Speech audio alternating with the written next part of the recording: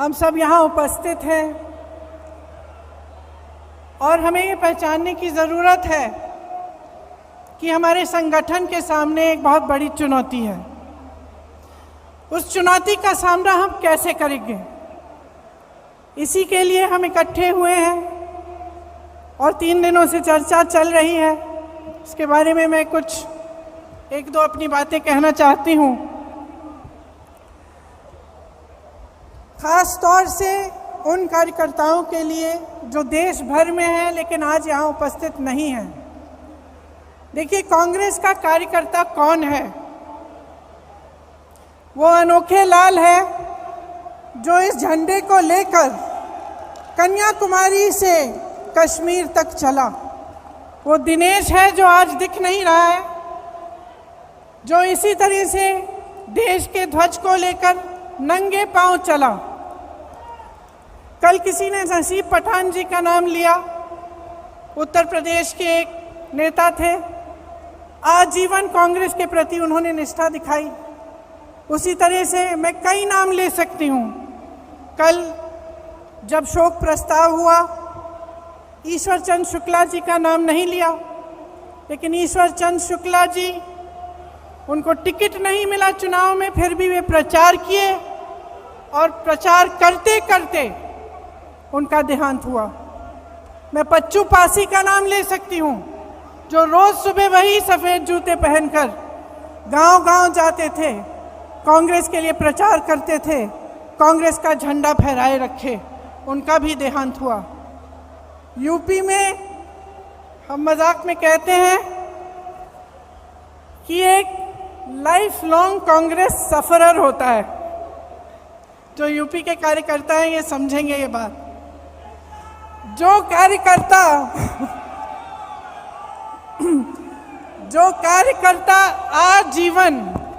आजीवन अपने वजूद के लिए संघर्ष करता है, वो मैं आज थोड़ा उसके पक्ष में बोलना चाहती हूँ। और मैं कहना चाहती हूँ कि जब भी हम ऐसे इकट्ठे होते हैं तो हम नए नए प्रस्ताव लाते हैं और ये सही है। हमने कहा है कि मंडल तक हमें अपना संगठन बनाना है, ब्लॉक तक बनाना है, नए लोगों को जोड़ना है, लेकिन ये कर्मकांड नहीं होना चाहिए। ये प्रस्ताव कागज़ पे नहीं रहना चाहिए। इसको करने के लिए हम सबकी जिम्मेदारी बनती है कि हम गांव-गांव जाएं, ब्लॉक जाएं और अपने संगठन को मजबूती से बनाएं। भारत जोड़ो यात्रा निकली, श्री राहुल गांधी जी बैठे हैं। उन्होंने कांग्रेस की विचारधारा की एक लंबी लकीर खींच के दिखाई, जो बहुत समय से नहीं हुआ था, उन्होंने करके दिखाया। पूरे देश ने देखा कि कांग्रेस का कार्यकर्ता, कांग्रेस का नेता किस लिए खड़ा है, किस विचारधारा के लिए लड़ रहा है, उस विचारधारा का मतलब क्या है। ये काम भारत जोड़ो यात्रा ने किया। देश भर से लोग आए, कन्याकुमारी में आए, केरल में आए, मध्य प्रदेश में आए, हर जगह जहाँ जहाँ यात्रा गई वहाँ आए। जब कश्मीर में थे तो मैं कुछ महिलाओं के साथ खड़ी थी, यात्रा का इंतज़ार कर रहे थे हम। उन महिलाओं ने मुझे कहा कि 3 सालों से उनको घर से निकलने की हिम्मत नहीं थी, लेकिन इस यात्रा ने उन्हें हिम्मत दी, वे बाहर आए। तो ये हिम्मत दिलाना, ये हम कांग्रेस जनों का काम है, जो समझ रहे हैं कि देश में गलत हो रहा है, जो देश की राजनीति को देखकर समझ रहे हैं कि जो हो रहा है वो ठीक नहीं है। उनको एक प्लेटफॉर्म देना, उनकी आवाज़ को बुलंद करना हमारा काम है। जो नहीं समझ रहे हैं उन्हें भी समझाना, उनके पास जाना हमारा काम है। तो ये एक बहुत बड़ी जिम्मेदारी है। हमें अपने गिले शिकवे अलग करने पड़ेंगे, एकजुट होकर लड़ना पड़ेगा। हमें दिखाना पड़ेगा इस देश को कि आज नौजवानों के पास रोजगार नहीं है। जितने भी विज्ञापन हैं, जो भी दिखा रहे हों, जहाँ जहाँ हम जाते हैं रोजगार नहीं है। रोजगार क्या, जो नौजवान परीक्षा देते हैं भर्ती के लिए, वो घोटालों में उलझे हुए हैं। उसके लिए क्या प्रस्ताव है हमारा। ये कांग्रेस पार्टी इन 3 दिनों से जितने भी प्रस्ताव ला रही है, जैसे किसानों के लिए मैं आज पढ़ रही थी कि एक प्रस्ताव है कि न्याय योजना की तरह हमें किसानों के लिए एक योजना बनानी है। तो ये सब बातें पब्लिक तक पहुंचाना हमारा काम है और इसमें आपकी बहुत अहमियत है। तो एक साथ हमें काम करना पड़ेगा, चाहे महिलाओं के लिए, उनके विकास के लिए, चाहे ये समझाना कि जबकि देश का किसान आज कर्ज में डूब रहा है, मुश्किलों से घिरा हुआ है, लेकिन जमीन प्रधानमंत्री जी अपने दोस्तों को मुफ्त में दिलवा रहे हैं। आज हमें देश को दिखाना पड़ेगा कि किस तरह कुछ गिने चुने उद्योगपति आगे बढ़े जा रहे हैं, उनकी आमदनी दुगनी 3 गुना बढ़ती जा रही है और किसान की आमदनी कम होती जा रही है, नौजवानों के रोजगार कम होते जा रहे हैं, महंगाई बढ़ती चले जा रही है, किसानों को कर्ज माफ नहीं होते लेकिन बड़े बड़े उद्योगपतियों के होते हैं। ये सब बातें हमें पब्लिक में ले जानी है। अब हमारे पास सिर्फ 1 साल बचता है, हमसे उम्मीदें हैं। ये उम्मीद है कि हम एकजुट हों, कि जितनी भी पार्टियां हैं, जितने भी दल हैं, जितने भी लोग हैं जिनकी विचारधारा इनसे विपरीत है, वो आगे आए, एकजुट होकर लड़ें। सबसे उम्मीद है, लेकिन सबसे ज्यादा उम्मीद कांग्रेस पार्टी से है आज।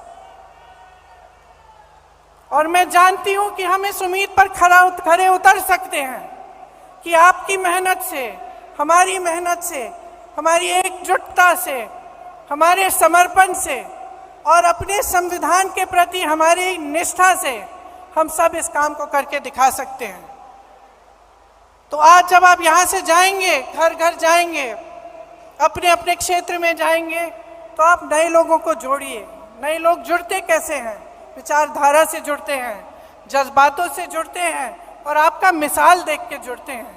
तो हमें मिसाल बनना चाहिए कि राजनीति कैसे होनी चाहिए, किस तरह से हमें अपनी राजनीति करनी है।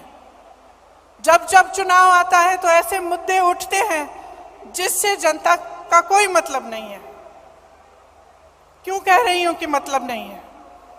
क्योंकि जब रोजगार की बात होती है, युवाओं की बात होती है, महंगाई की बात होती है, तो इन मुद्दों पर चुनाव लड़े जाने चाहिए कि किस तरह से विकास होगा, भविष्य में हम क्या प्रस्ताव रख रहे हैं, कौन सा सकारात्मक कदम हम उठाने जा रहे हैं।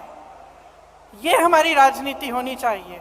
और आजकल की जो राजनीति है, जो देश का माहौल है, जो नकारात्मक है, उससे हमें ऊपर उठना पड़ेगा और हमें सकारात्मक तरह से भविष्य के लिए अपने प्रस्ताव रखने पड़ेंगे और अपनी बात रखनी पड़ेगी। मुझे पूरी उम्मीद है कि हम इस लड़ाई में सफल होंगे, क्योंकि हम मजबूत हैं। आज भी अगर आप सब यहाँ बैठे हो, इसका मतलब है कि आप पार्टी के प्रति समर्पित हो और आप निडर हो। हमारे तमाम नेताओं पर, कार्यकर्ताओं पर इस सरकार ने दमन किया है। आज भी, कल भी छत्तीसगढ़ में रेड लगवाए, एजेंसियों के द्वारा क्या क्या नहीं किया, लेकिन आज भी हमारे नेता खड़े हैं, आज भी हमारे कार्यकर्ता खड़े हैं। और मैं जानती हूं कि आपका संघर्ष क्या है। अगर हमें पूछताछ के लिए 2 दिन के लिए बुलाया जाता है तो आपको जेल में महीनों के लिए रखा जाता है। अगर हमें पुलिस घसीट के ले जाती है तो आप लाठियां खाते हैं। तो हम जानते हैं कि आप में कितनी हिम्मत है। अब देश को भी ये हिम्मत दिखानी है, देश के संविधान के लिए, लोकतंत्र के लिए और एक मजबूत भविष्य के लिए हमें सबको इकट्ठे लड़ना है। आप सबको बहुत बहुत धन्यवाद। जय हिंद, जय कांग्रेस।